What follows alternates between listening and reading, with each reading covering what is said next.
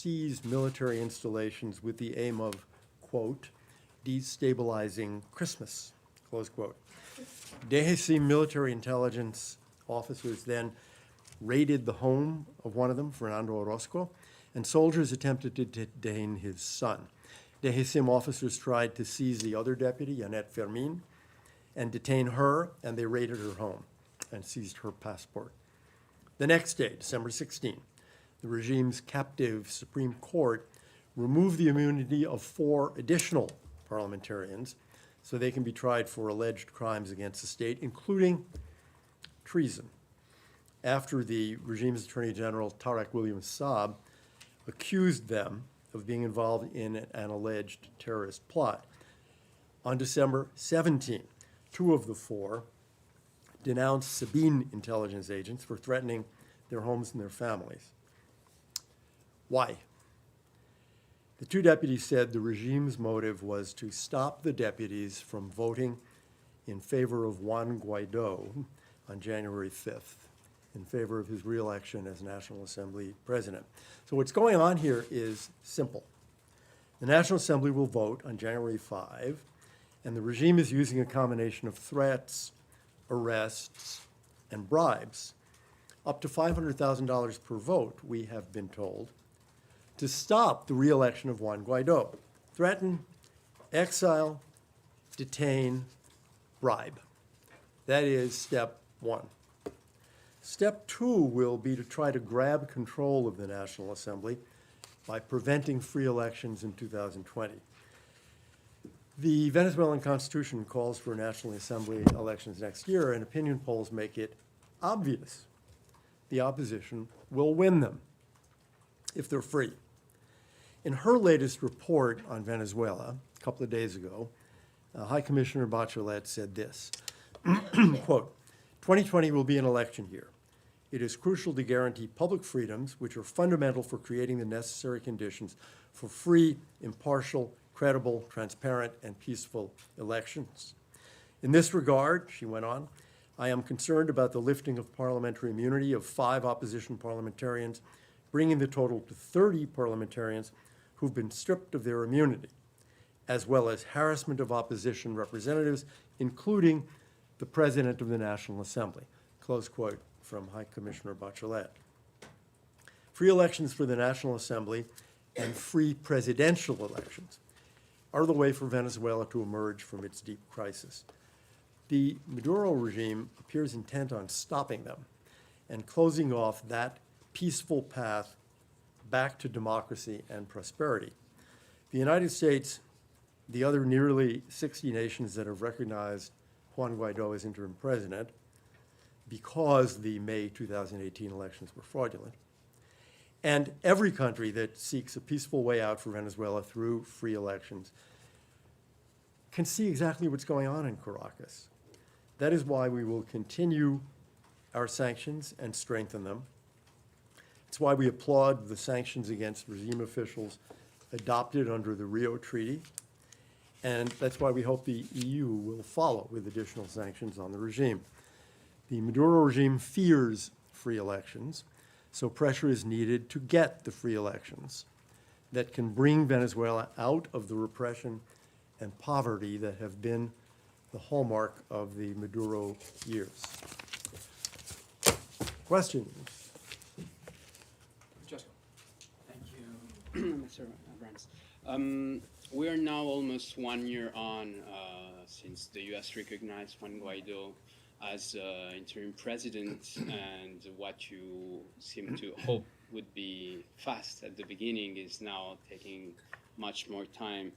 You said you will continue your sanction and strengthen them.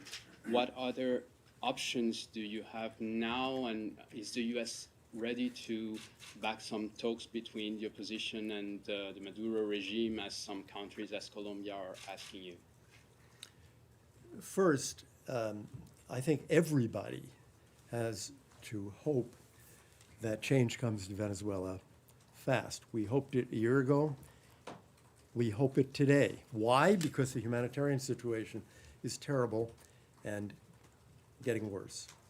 So everyone hopes for change as soon as possible.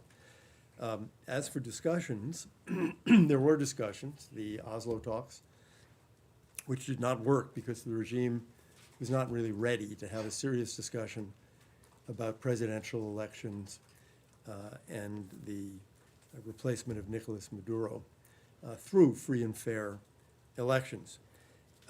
Ultimately, there's going to have to be some kind of negotiation among Venezuelans, and the sooner that some kind of agreement can be reached to move to free elections, the better, because that's the way out. The U.S. is ready to be involved, backing, brokering some kind of discussions? Well, we taking are not part? brokering discussions. But if there are serious discussions, we would certainly want to see them succeed. Mr. Sorry, a few days ago, Juan Camilo Merlano, Caracol TV, Colombia. A few days ago, Mr. Maduro said that you are in charge from Bogotá to a plan of a coup against him. And what do you think about that? And Mr. Abrams, in terms of the next steps, are you thinking it may be a Navy block to the oil trade between Venezuela and Cuba? Well, thank you for your question. Actually, he accused me of engineering a bloodbath in Venezuela. I'd point you back to July in the report from High Commissioner Bachelet that laid out that thousands of Venezuelans have been killed through extrajudicial killings through this regime. Our focus is clear: free, fair presidential elections leading to a constitutional change of government. So therefore, my response to this particular series of ad hominem attacks is simply to look at the record. I guess I won't answer your question because we won't telegraph our punches to the Maduro regime. Elliott, morning. You said a few minutes ago that you've been told that the Maduro regime is trying to bribe people up to $500,000 per vote. What is your evidence for that? And also, I understand that there were opposition leaders up here this week. Can you describe what their purpose was, what those talks entailed? Thank you. The evidence comes from people who have been offered bribes and who have told us about it, or have told us about the acceptance of bribes by some people in the National Assembly. To clarify, so these are parliamentarians who some have accepted those bribes? That's my impression, Okay. yes. Do you know how widespread that is? I think it is not widespread enough to change the outcome. We talk to Venezuelans all the time. We do here in Washington, and obviously Jorge's story does in Bogota. Opposition people, but also people from the broader society, civil society, NGOs, the business community. And we don't talk about it much. And the reason we don't talk about it much is the nature of this regime, which jails people, which kills people, as the High Commissioner has documented, which attacks families, which seizes passports. So we're just not going to talk about the conversations we have with Venezuelans. Unfortunately, they don't live in a free country. And so, we can talk about conversations we have with people from a lot of countries, but in the case of Venezuela, we have to be careful. Michelle? Yeah, hi. Can you talk about Eric Prince's recent trip to Venezuela? Was he going on behalf of the administration? And what have your contacts been like with the Maduro government? As to Mr. Prince's travel, I only know what I read, that all of you have written. He carried no message from the United States government. He was not a messenger for the United States government. He was not going on our behalf. Mike? So you recognize, obviously, Juan Guaido, but you recognize him because you recognize the constitutional legitimacy of his position. So if Maduro were to succeed in buying the votes to push him out, what do you do then? And what other leverage do you have at this point to punish the Maduro regime? What message do you have for him of Well, what the consequences would be? The fundamental pressure on the Maduro regime is the fact that they're destroying the country. and that, as every opinion poll shows, people want it to come to an end. Venezuelans want their country back. Venezuelans want to return to the freedom and prosperity that they enjoyed for so many years. The symbol, the personification of that struggle for return to democracy is Juan Guaido. I think, at least as of now, he has the votes to be reelected. And I guess I shouldn't engage in the hypothetical of what if he isn't. From the regime point of view, it doesn't really change anything. I mean, you've still got a country whose economy and whose political freedom they are destroying, and you still have a country that whose people want a change and don't want to continue to be ruled by this failed regime. So I guess, I'll leave it at that. But obviously Maduro does not think that there would be any consequences for this. I mean, you guys are doing everything you can at the moment. So I what is I your wouldn't say we're message doing to everything him? we can. We keep adding, and we will continue to do that. Okay. All right, Umair. Hi, Ambassador. Do you have you had any luck in terms of getting Russia and China from supporting Maduro? And are you getting squeezed by Wall Street, like pressured by Wall Street, to lift or ease some of your sanctions on Venezuela? The answer to the second part is no. No pressure from Wall Street or the American business community to lift sanctions. I have felt none at all. I think we're talking about Americans. They recognize what American policy is, and they recognize its goal, which is the restoration of prosperity and freedom to Venezuela. As to Russia and China, it's interesting. If you look at, take 2019 or take the last 6 months or some reasonable period, there's no new Russian or Chinese commitment to Venezuela. Maduro went to Moscow in September. If you look at the communique and the news reporting since then, no new investment, no new loans from Russia. Same is true of China. And when we talk to the Russians and the Chinese, they are well aware of the way in which Maduro and the regime are ruining the economy of Venezuela. They say it. They understand it full well. They've not diminished their political support for the regime, but I think it's striking that they don't seem to be willing to give them another dime because they know it will be stolen or wasted. And I think they know the regime is going to go. Courtney? Thank you.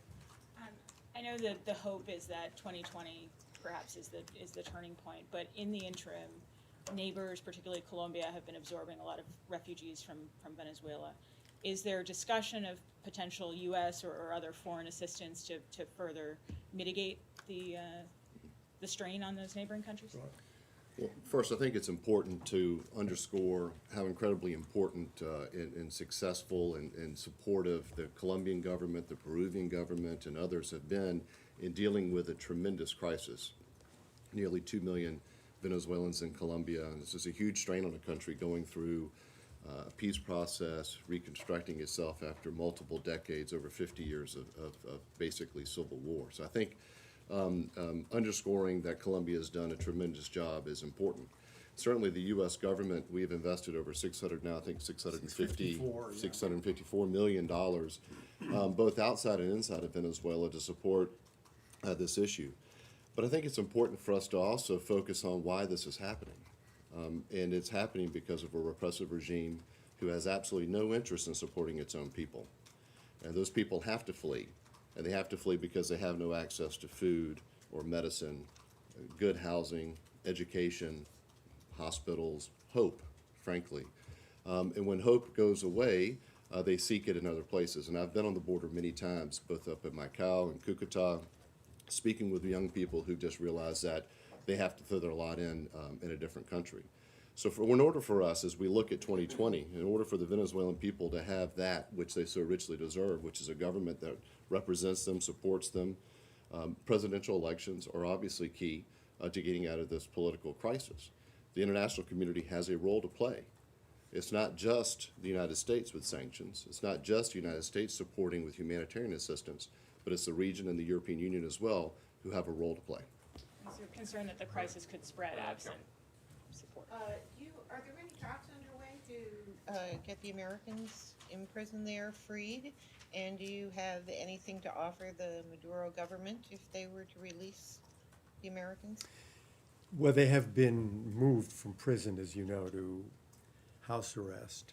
And as the Secretary has said many times, we are constantly working on the freeing of every American who's held anywhere. There's been a lot of progress in 2019. So we think about and work on the Citgo 6 really all the time. As to what we would offer the regime, that's a very dangerous road to go down, which is to say turning people into hostages and rewarding regimes that illegally detain American citizens. Jennifer? Following up on that, are there any interlocutors on the ground working on this case? It's my understanding there's still not a protecting power agreement that's effective and in place there. And then following up on my colleague's question, are you prepared to recognize Juan Guaido regardless of the outcome of the elections? Well, on the first part, you may want to talk about protecting power, but obviously the answer to whether there are people, even though we do not have the embassy open, are there people working on this case? The answer is clearly yes, or they wouldn't have been moved to house arrest. That's the product of people working on the case, and we continue to work on it. Yeah, at this moment, we do not have a protecting power agreement or arrangement. We certainly have our methods of communication across society, and that includes all aspects of society. And the second, are you prepared to recognize Guaido regardless of the January election? Well, I'm just not going to get into the hypothetical. Nick? Elliott, can you, just to follow up on Michelle's question about Eric Prince, can you talk about who Eric Prince briefed or may have met with from the U.S. government before and after his trip? I have yet to find an American official who says he or she was briefed by Mr. Prince, and I have asked. So I don't know if he briefed an American official, and if so, who it was. Tracy?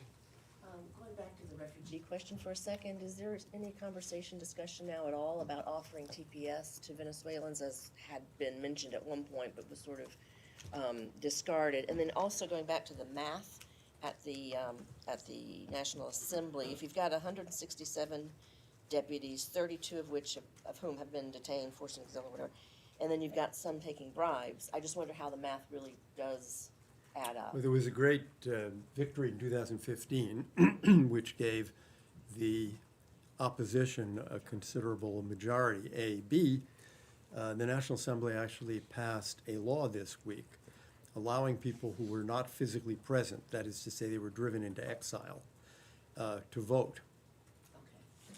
Yeah, just a further point on whether or not they have the votes. You also have suplentes, so these are the people that sit in for the deputies.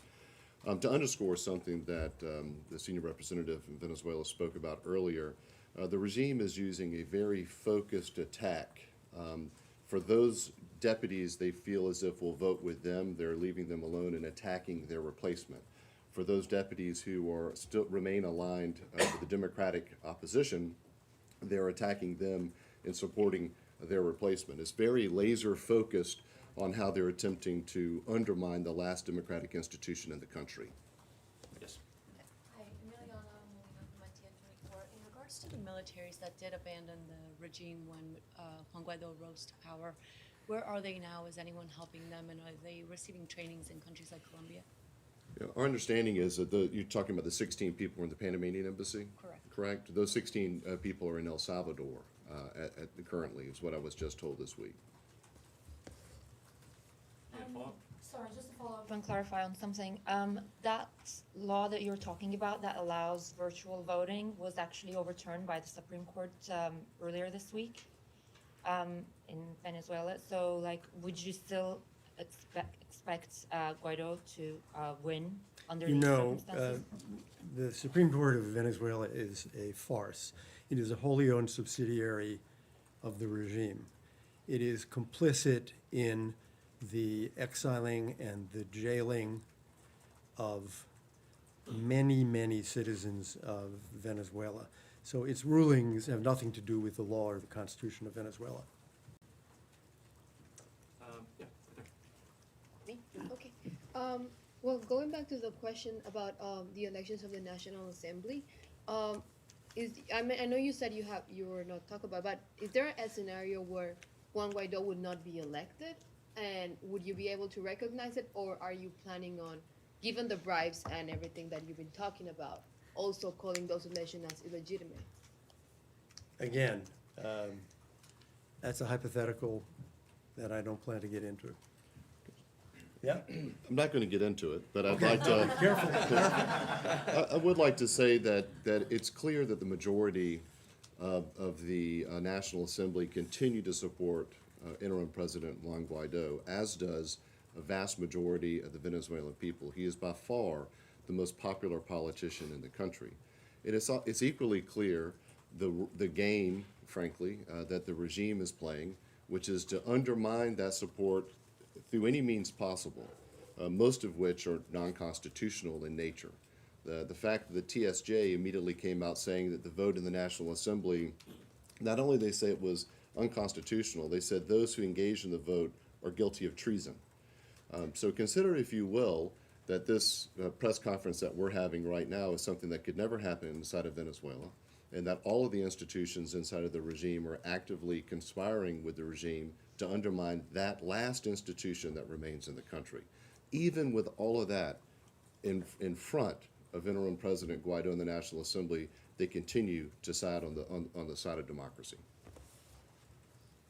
One more? One more? Okay. All right. Thank you. I'm just following up on my colleague's question. I wasn't sure if you answered it. What are the latest contacts with the Maduro government, and do you feel any more or less positive about being able to convince him to leave the country and flee somewhere else? Well, there are one form of necessary contacts, and that's in New York, because they hold the credential at the UN. They have a UN mission, which consists of people and buildings. So we, under the headquarters agreement, we have to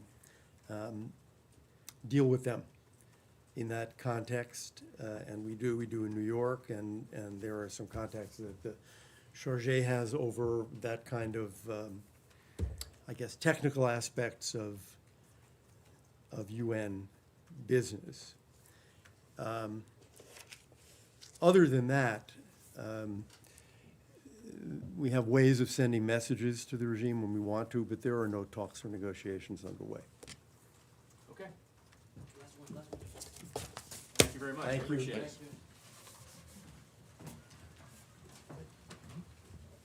Merry Christmas, everybody. Merry Christmas, happy holidays.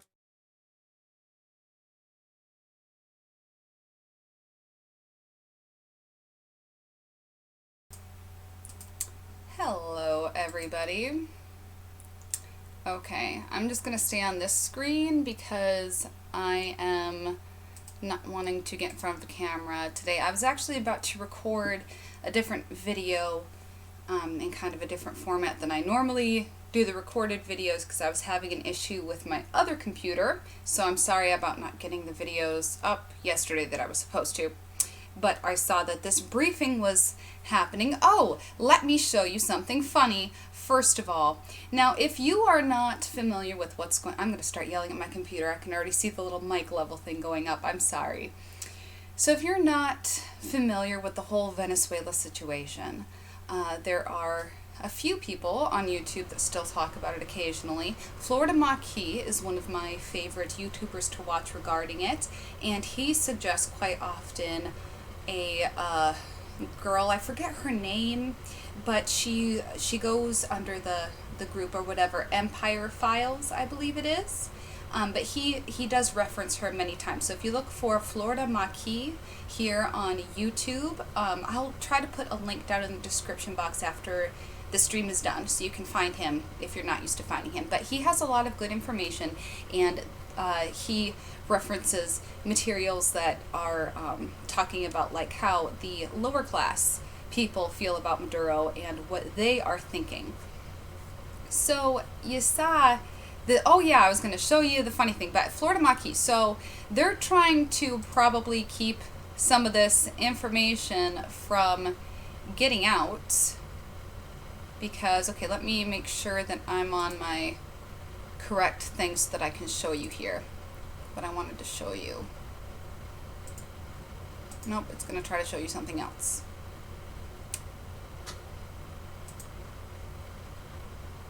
Okay. Let's see if I can scroll down. I'm sorry, I'm a little bit all over the place this morning. Alright, so there are some people that talk about Venezuela and stuff on YouTube, and I said, you know, Florida Maquis is a great person to check out, but obviously if those people are into researching Venezuela, then those are the search terms they look for, not Venezuela. As the U.S. Department of State put twice Venezuela in their description. And I waited to write the title for my stream because I'm like, Venezuela, like, are they, I don't even know. But no, they meant Venezuela. I don't know why I keep switching back to this. But, so, you know, that's going to make the information kind of hard to find, right? If you're not even having the right words spelled the right way in there. So, you know, but, oh, I'm sure it was just a mistake. They used B instead of V twice, and spell check did not catch them. You know, these people are paid quite a bit of money by the government. I understand making mistakes, but come on. They can afford to read back over something and spell check it. Come on, you guys. All right, so they were talking about the elections and discussing how, well, they want, oh, what did they say? They said that they wanted a free and fair election that would lead to a changing in the government. Pretty much implying, and as we have seen recently, which I just said this in the chat, but whatever, we've seen recently that when the elections happen and they don't go the way that they want, then they're like, no, they must have bought the votes and blah, blah, blah, and everything else. And I understand calling out things like that you see. I mean, we do that in America, right? Look at everybody that was talking about after Trump got elected, you know, oh, well, more than the people that voted for Trump, you know, they voted for Hillary, and, you know, he only won because of the Electoral College, and it was just because of hacking, and blah, blah, blah. And I totally understand people seeing all of that or finding that information out and needing to voice their opinion. At the same time, I was not one of those people saying, like, as soon as Trump got elected, oh, it's all a sham, and, you know, it should have been Hillary, because, I mean, I'm independent, so whatever. But it's really irritating that there are a lot of Republican people who are very against people saying stuff like that about Trump, but now they're saying the same thing about Maduro. And when the reporter lady, great job bringing up the fact that the virtual vote thing, that had been overturned by the Supreme Court in Venezuela. Now that vote, the thing that they were trying to get passed was at the State Department dude, he said that it's if people are not there, that they can vote without being present. And he said that have been pretty much pushed to exile. Exiling is something that the government, that like they have to do to you, or like the group does to you. You don't get pushed to exile and then you leave of your own free will. What he's talking about are all of the people that could afford to leave Venezuela when they didn't like what was going on with Maduro. So all of those people are the people that have money, okay? So he was all for the people that have money, which left when Maduro was elected. Who elected Maduro? The lower class people. Why did they elect him? Because they wanted change in their country.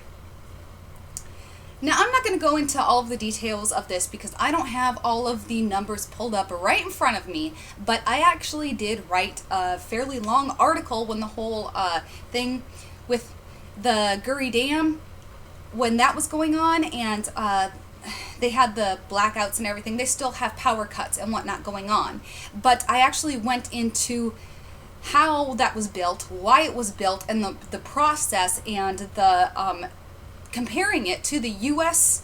power grid system, because at the time everybody was like talking about how, you know, oh, well, look at what that regime got you. It's such a horrible power grid, and you got this hydroelectric system that you're depending on, and blah, blah, blah, and everything. It's so horrible, and we're so much better here in America because of this and that, and capitalism is so much better. And I don't want to get into the whole capitalism thing either, but I mean, you can't just sit here and say that. It is enforcing regulations and things like that, and you can see what happened in Venezuela. Like, it's not, you just have to do a little bit of research. So, let me show you where you can find the article that I wrote regarding that. Okay, I am on the homepage. So this is our website, thedailygreens.org. And, oh no, it's up here at the top. I'm flustered right now, I'm sorry. That made me mad. Okay, so at the top here, if you click on articles, you'll see the little drop down thing too, and you can click on the article right there. It's actually the only article that I have up right now. And you just click on power grid. And I did not, by the way, I did not just do this by myself. I did have the help of a friend that wanted to remain anonymous, so that's what that little credit was right there. And it's going to take a minute to load up because there's graphics and stuff. And my internet's horrible. Come on, thing.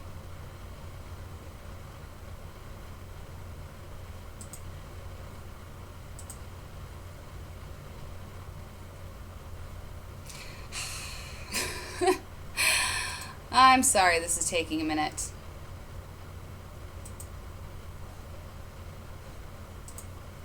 I guess Drop was right. Wix sites are kind of useless.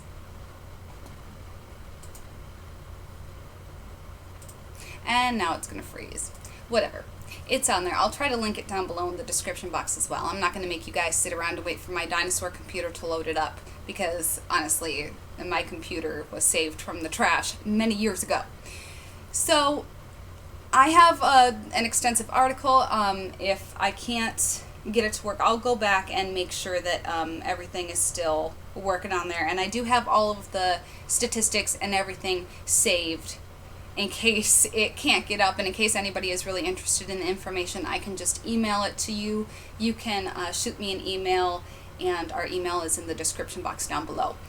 But either way, you can go back and find the information for yourself if you want. You can look up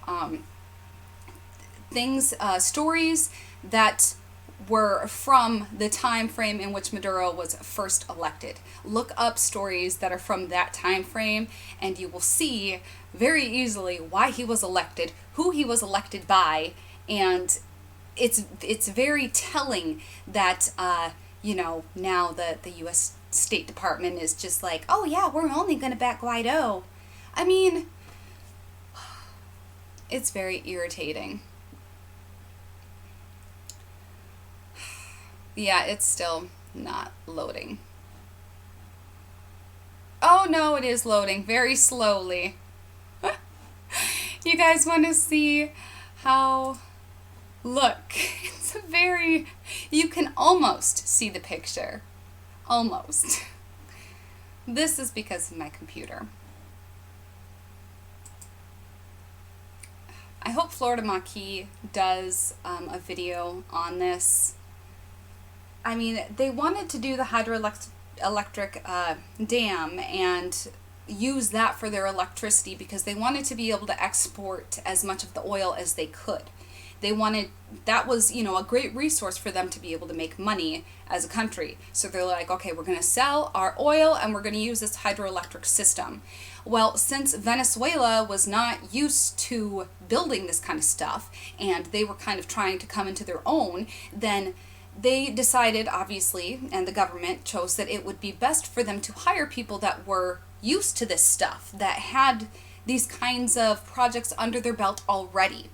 So it's not even like the government just went about this thing willy-nilly and then it didn't work. Come on, thing, load up.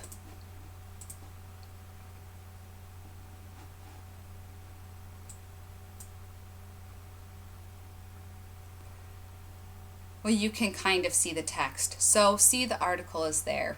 It's there. And I do have the links to all of the statistics that I used. They're right underneath every single thing that I reference in that article. So that way you can have the information there. You don't have to take my word for it. But after they built the hydroelectric system, there were quite a few issues that they had, and they had to build like this whole telecommunications system for it because of the rural area that it was in. And then because they decided to build it bigger than they had originally decided to. And after they built it, because things are changing in our climate, whether you think it's, you know, caused by the government or caused by natural stuff or it's whatever, you know, you can see verifiably that water levels are changing, precipitation levels are changing in certain areas. So this dam was not running at full capacity. It has not been running at full capacity. So the engineering and everything that they did to be able to make this thing work, it's not working out through no fault of their own because of that. But on top of that, the people that they hired to build this thing actually ended up scamming the system. And interestingly enough, the United States Justice Department helped convict some of the people that were frauding the system. So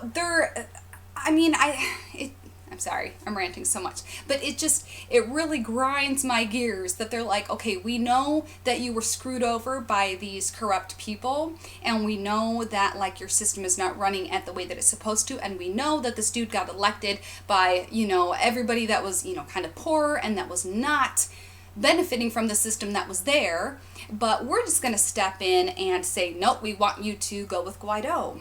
And why? Why Guaido? You got to ask yourself. It's grr.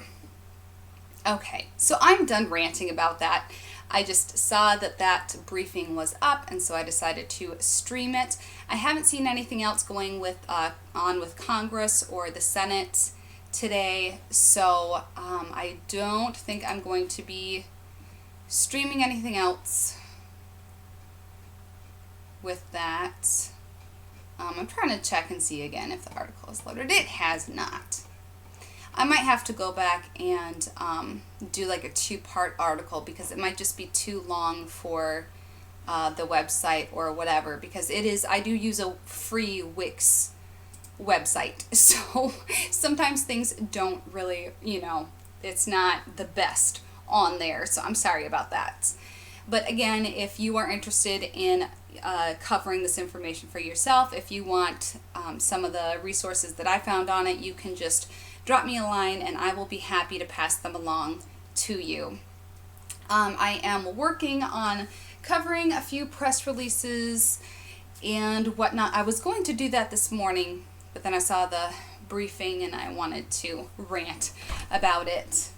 And now I gotta go take care of my kids and get ready for a Christmas party. So I will try to do the other videos. Or the carrot. Where are the carrots? Yeah. They're in the fridge. I'll get you some carrots in a little bit, okay? He wants carrots for breakfast. It's like almost 9 o'clock here, and he's just like, I want carrots. So I will try to get the videos up later. The computer that I usually use for editing and recording that kind of stuff has been not really working, so I don't know, I'll try to do it. I might have to just do a stream.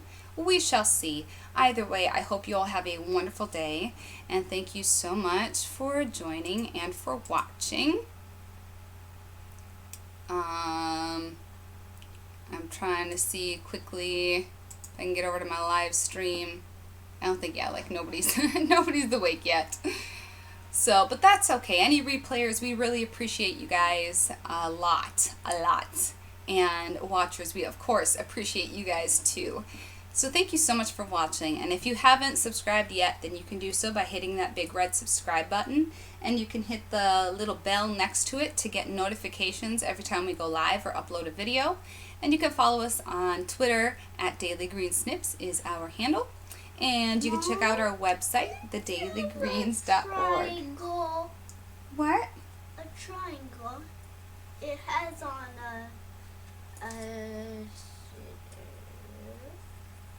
where's the triangle? Where's the triangle? I don't know. I'll help you find a triangle in a second. Say thank you for watching. Thank you for watching. Say have a great day. Having a great day. Bye, everybody. Bye, everybody.